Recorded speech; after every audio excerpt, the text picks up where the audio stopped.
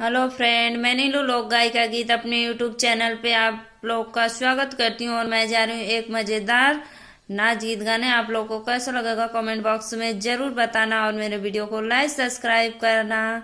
राधे राधे, राम राम जी।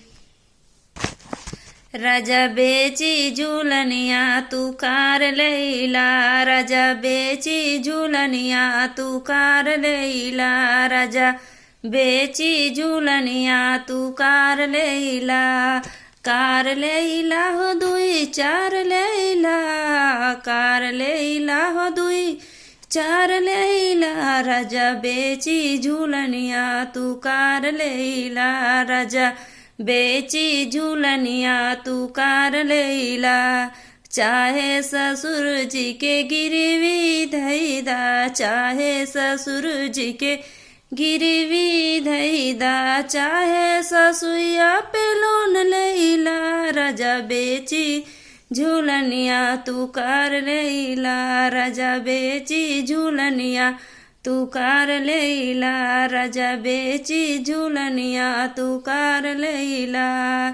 चाहे जेठ जी के गिरवी धैदा, चाहे जेठ जी के गिरवी धैदा, चाहे जेठनिया पे लोन लैला, राजा बेची झूलनिया तू कार लैला, राजा बेची झूलनिया तू कार लैला, कार लैला हो दुई चार लैला, कार लैला हो दुई चार लैला, राजा बेची झूलनिया तू कार लैला, राजा बेची झूलनिया तू कार लैला।